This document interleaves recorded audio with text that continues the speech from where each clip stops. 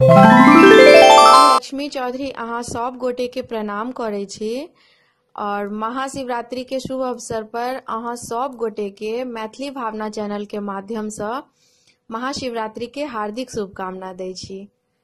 आई हम एकटा महादेव के नचारी लऽ कऽ एलहुँ हैं, जे नचारी में महादेव के अति सुंदर रूप के वर्णन कैल गेलन हैं। अहाँ सब गोटे के लेल हम ई गीत लेनहुँ हैं। गीत नीक लागत ते गीत के अधिक से अधिक शेयर करब।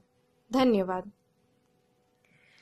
आई हम देखल गे माई जोगिया रूप दिगंबर हर के, जोगिया रूप दिगंबर हर के देखल गे माई।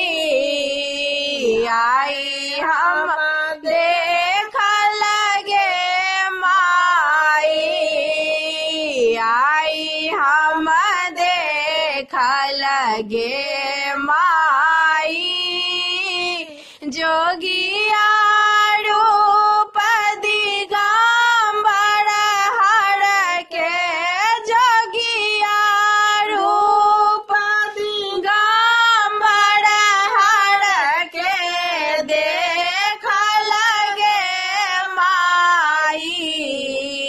आई हम देखल गे माई, हुनका बयस अति परम लघु छन 15 बरख गे माई, हुनका बयस अति परम लघु छनि 15 बरख गे माई।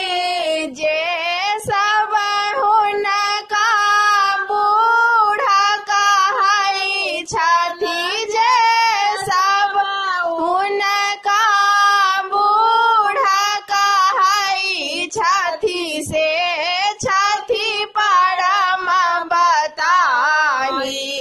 आई हम देखल गे माई, आई हम देखल गे माई जोगिया रूप दिगंबर हर के, जोगिया रूप दिगंबर हर के देखल गे माई। आई हम देखल गे माई, एहन स्वरूप कहियो नहीं देखल, जे देखल हम आई। एहन स्वरूप कहियो नहीं देखल, जे देखल हम आई। देखी स्वरूप शिव नयन जुड़ायल, देखी स्वरूप शिव नयन जुड़ायल, वर्णन कहलन जाई।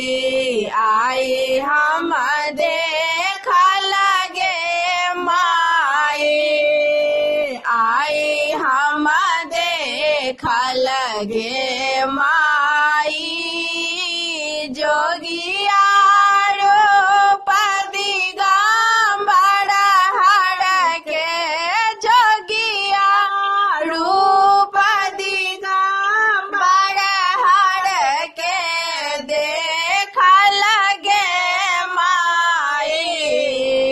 आई हम देखल गे माई, नीलकंठ बड़ सुंदर लगै छथि, चंद्र ललाट सोहाई। नीलकंठ बड़ सुंदर लगई छथि चंद्र लला